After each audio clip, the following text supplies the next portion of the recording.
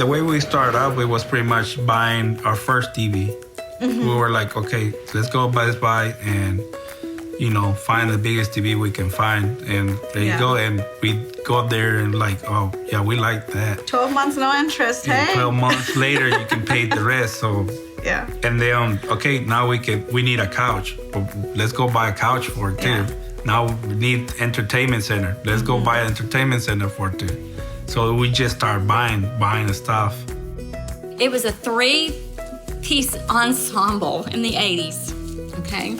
I think it was about $150, which I would never do that now. But my thinking was back then, we have money. I never had money. We can afford to do this. So I did that. Didn't check with him. Came home, showed him this outfit I had bought. And you said... I wasn't happy. I have to tell it now. She saved at least 40%, spending $600 on 2 pillows. No, there were 4 pillows, okay? 4 pillows. 4 pillows. They were custom custom made. by people here in America. She was providing jobs, and she got this huge discount. A 40% discount. And yet there's no cereal in the cabinet because we're broke.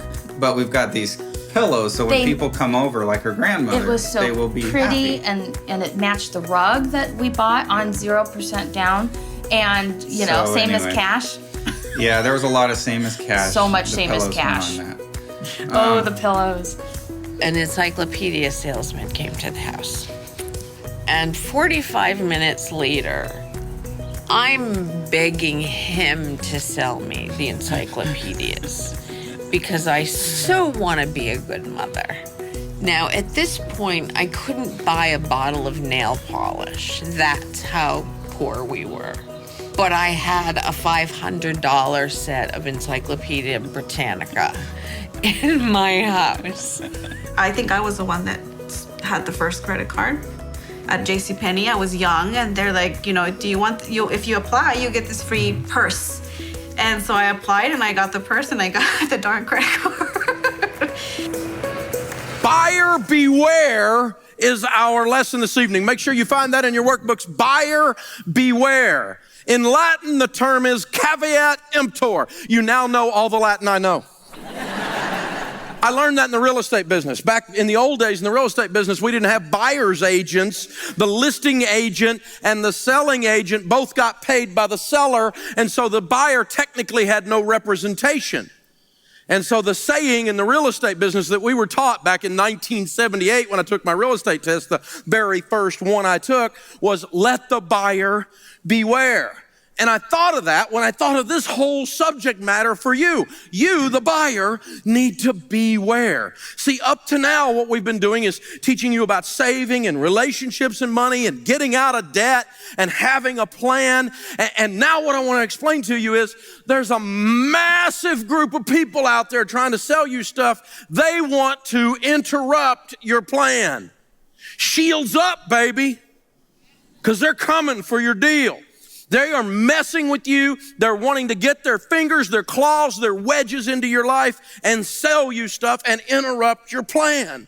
And so I need to teach for a few minutes, and let's talk about how that works in our spirits, how this stuff has effect on us, so that once we have that knowledge, that gives us the shields to make wise buying decisions.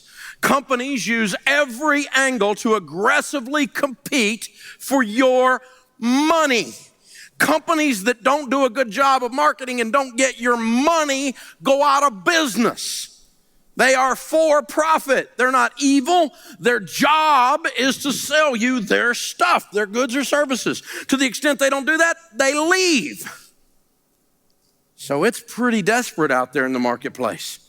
They're fighting and scratching and clawing to get your business, to market to you, to convince you that what they have is not a need, it's not a want, it's a necessity. You have to have it. And they got to drill that down into your psyche. They work really hard to cause that to happen. We live in the most marketed to culture in the history of the world. At this moment in time, we have more advertising impressions and marketing processes driven at us than at any time in the history of the human race. That's a pretty wild thought. And in North America, we are the king of marketing. We're the king of it. And so those of us that call ourselves citizens of the United States of America, we get impacted harder than any human beings in the history of the world by this marketing. That's a pretty big statement if you think about it. But that's not over-dramatized. That is really the way things are. So we have to become wise consumers. We have to get control of this spending so it doesn't take over our lives and these things don't enter into our lives. Now, they go after our money in several major ways. Major ways companies market to us. The first one is personal selling. Many of us, me included, have been trained in the art of selling one-on-one, of helping someone realize the benefits of our product, our good, or our service. And they see the benefits of that, and they will exchange their hard-earned money for that. A salesman who does not learn that art form does not understand the interpersonal skill of making a persuasive argument, goes broke. Zig Ziglar's brother years ago, a guy named Judge Ziglar, wrote a book that's called Timid Salesmen Have Skinny Kids. And if you don't learn how to sell in the sales situation, you have to go do something else. The classic salesperson, of course, is on the car lot. And the basic close. First thing we're ever taught in sales is never answer a question except with another question.